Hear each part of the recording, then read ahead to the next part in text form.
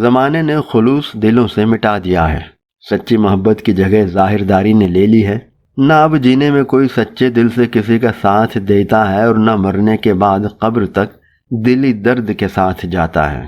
غرض دنیا داری ہی دنیا داری رہ گئی ہے۔ پہلے کوئی ہمسایہ بھی مرتا تھا تو ایسا رنج ہوتا تھا گویا اپنا عزیز مر گیا ہے۔ اب کوئی اپنا بھی مر جائے تو یہ معلوم ہوتا ہے کہ غیر مر گیا ہے۔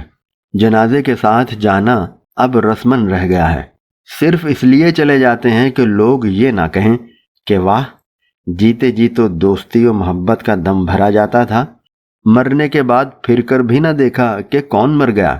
اب رہی دل کی حالت تو اس کا بس خدا ہی مالک ہے۔ آئیے میرے ساتھ آئیے، آج کل کی میتوں کا رنگ بھی دکھا دوں۔ یہ لیجئے، سامنے ہی کے مکان میں کسی صاحب کا انتقال ہو گیا ہے۔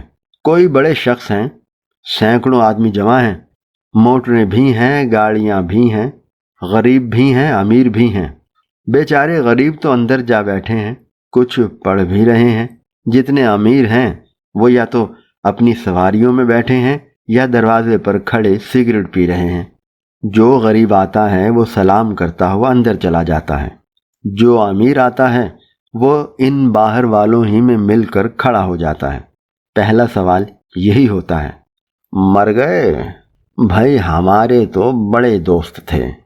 اتنا کہا اور اپنی جیب سے سگریٹ کا بکس یا پانوں کی ڈبیا نکالی۔ لیجئے، تعزیت ختم ہوئی اور رنج دلی کا اظہار ہو چکا۔ اب دنیا بھر کے قصے چھڑے، ایک دوسرے سے نہ ملنے کی شکایت ہوئی، دفتر کی کارروائیاں دریافت کی گئیں، ملک کی خبروں پر رائے زنی ہوئی۔ غرض اس بات چیت کا یہاں تک سلسلہ کھینچا کہ مکان سے جنازہ نکل آیا۔ یہ دیکھتے ہی دروازے کی بھیڑ چھٹ گئی، کچھ ادھر ہو گئے کچھ ادھر۔ آگے آگے جنازہ ہے، اس کے پیچھے پیچھے یہ سب لوگ ہیں۔ ابھی چند قدم ہی چلے ہوں گے کہ ان ساتھ والوں میں تقسیم ہونی شروع ہوئی، اور چپ چاپ اس طرح ہوئی کہ کسی کو معلوم بھی نہ ہوا کہ کب ہوئی اور کیوں کر ہوئی۔ جن کو پیچھے رہنا تھا انہوں نے چال آہستہ کر دی، جنہیں ساتھ جانا تھا وہ ذرا تیز چلے۔ غرض ہوتے ہوتے یہ ساتھ والے 3 حصوں میں بٹ گئے۔ آگے تو وہ رہ گئے جو مرنے والے کے عزیز تھے یا جن کو جنازہ اٹھانے کے لیے اجرت پر بلایا گیا تھا۔ اس کے پیچھے وہ لوگ رہے جن کے پاس یا تو سواریاں نہ تھیں یا شرما شرمی پیدل ہی جانا مناسب سمجھتے تھے۔ آخر میں وہ طبقہ ہوا جو آہستہ آہستہ پیچھے ہٹتا ہٹتا اپنی سواریوں تک پہنچ گیا اور ان میں سوار ہو گیا۔ اگر پیدل چلنے والوں میں کوئی عہدہ دار ہیں تو غرض مندوں سے ان کو یہاں بھی چھٹکارا نہیں۔ ایک آیا، جھک کر سلام کیا، گھر بھر کی مزاج پرسی کی، مرنے والے کے کچھ واقعات بیان کیے۔ اگر ڈاکٹر کا علاج تھا تو ڈاکٹری کی برائیاں کیں، اگر حکیم کے علاج سے مرا ہے تو طبابت کی خرابیاں ظاہر کیں، اور اسی سلسلے میں اپنے واقعات بھی بیان کر گئے۔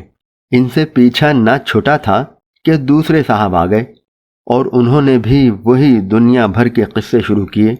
غرض اسی طرح جوڑی بدلتے بدلتے مسجد تک پہنچ ہی گئے۔ یہاں ہمراہیوں کی پھر تقسیم ہوتی ہے۔ ایک تو وہ ہیں جو ہمیشہ نماز پڑھتے ہیں اور اب بھی پڑھیں گے، اور دوسرے وہ ہیں جو نہا دھو کر کپڑے بدل کر خاص اسی نماز جنازہ کے لیے آئے ہیں۔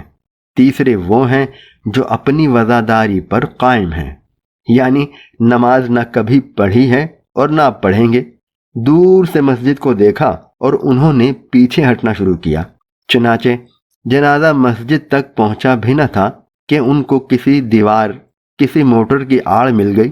یہ وہیں کھڑے ہو گئے اور سگریٹ پی کر یا پان کھا کر انہوں نے وقت گزار دیا۔ ہاں، اس بات کا انتظام رکھا کہ نماز ختم ہونے کی اطلاع فوراً مل جائے۔ ادھر نماز ختم ہوئی، ادھر یہ لوگ مسجد کے دروازے کی طرف بڑھے، ادھر جنازہ نکلا، ادھر یہ پہنچے۔ بس یہی معلوم ہوتا ہے کہ یہ بھی نماز پڑھ کر مسجد ہی سے نکل رہے ہیں۔ عزیز ہیں، وہ سمجھتے ہیں کہ اس فضول چیز پر کون کچھ خرچ کرے۔ جن کی زمین ہے وہ تو روپے کھڑے کر چکے، اب ان کو اس سے کیا تعلق؟ دوسرے، حصے کا صاف رکھا جانا اصول تجارت پر مبنی ہے۔ جب گاہکوں کو گھیرنے کے لیے دکاندار اپنی ایک ایک چیز جھاڑ پونچھ کر رکھتا ہے تو یہ قبرستان والے اپنی 50 روپے گز والی زمین کو کیوں نہ صاف رکھیں؟ خریدتے وقت اچھا مال دیکھ لو اور پھر تم جانو اور تمہارے مردے جانے۔ میاں سقا رہتے تو قبرستان میں ہیں مگر ہمیشہ پھولوں کی سیج پر سوتے ہیں۔ ادھر لوگ قبر پر پھول چڑھا کر گئے اور ادھر ان کے بچے سب کے سب سمیٹ لائے۔ رات بھر پھول بستر پر رہے، صبح باسی پھول لے جا کر قبر پر پھر چڑھا دیے۔ خیر کیا حرج ہے، زندوں کا کام بھی نکل گیا، مردے بھی خوش ہو گئے۔ اس گھر میں سل بٹا خریدنے کی کبھی نوبت نہیں آئی۔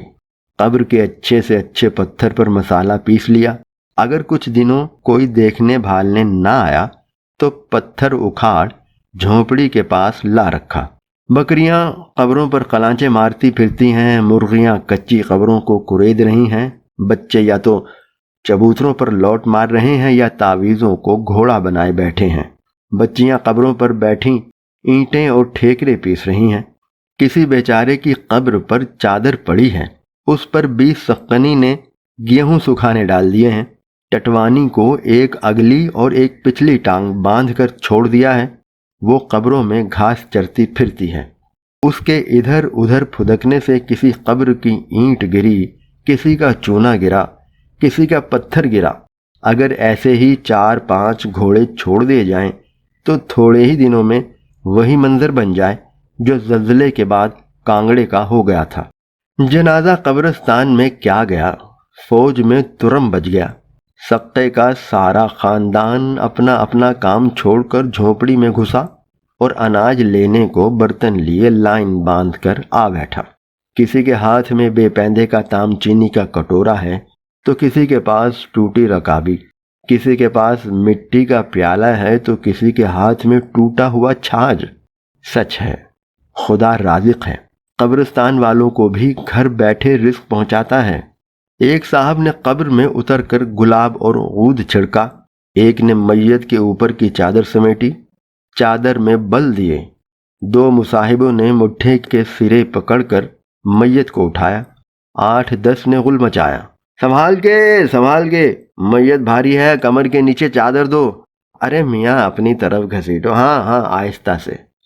اب میت قبر کے منہ تک آ گئی۔ فقیروں یا یوں کہو کہ مفت خوروں کو اناج تقسیم ہونے لگا اور قبر کے گرد جو لوگ کھڑے تھے انہوں نے بے تحاشا غل مچانا شروع کیا۔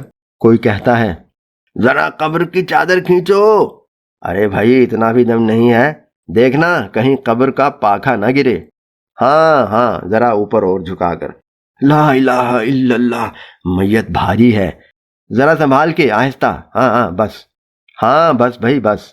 کوئی چیخ رہا ہے مٹھے کے بند کھول دو، ارے میاں لو یہ ڈھیلا لو، سر کے نیچے رکھو، منہ قبلہ کی طرف تو کر دو، واہ بھائی واہ، اتنا بھی نہیں آتا، ابھی منہ پورا نہیں پھرا، بس بھائی بس۔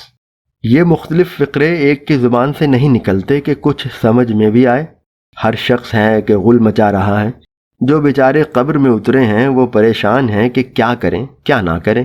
بہرحال اس غل غباڑے کے ساتھ دوست احباب اس مرنے والے کو پہلی منزل تک پہنچا ہی دیتے ہیں۔ اب پٹاؤ کی نوبت آتی ہے، اس میں بھی وہی گڑبڑ شروع ہوتی ہے۔ کوئی کہتا ہے یہ کڑی نہیں وہ کڑی لو، کوئی کہتا ہے لا حول ولا قوت، مفت میں 100 روپے مار لیے اور کڑیاں دیں تو ایسی۔ غرض کوئی کچھ کہتا ہے کوئی کچھ، اور اسی گڑبڑ میں پٹاؤ بھی ہو جاتا ہے اور مٹی دینے کی نوبت آتی ہے۔ مٹی تو ہر ایک دیتا ہے، منہ سے بھی ہر ایک بڑبڑاتا ہے، لیکن یہ خدا ہی کو معلوم ہے کہ جو پڑھنا چاہیے وہ پڑھتا بھی ہے یا نہیں۔ البتہ لفظ منہا بہت اونچی آواز میں کہا جاتا ہے اور باقی سب الفاظ منہ ہی منہ میں ختم کر دیے جاتے ہیں۔ جب اس کام سے فراغت پائی اور قبر تیار ہو گئی تو فاتحہ کی نوبت آئی۔ ساتھ آنے والوں میں کوئی بھی ایسا نہ ہوگا جو اس میں شریک نہ ہو۔ ہونٹ تو سب کے ہلتے ہیں، مگر شاید 100 میں 20 بھی نہ ہوں گے جو یہ جانتے ہوں کہ فاتحہ میں کیا کیا صورتیں پڑھتے ہیں۔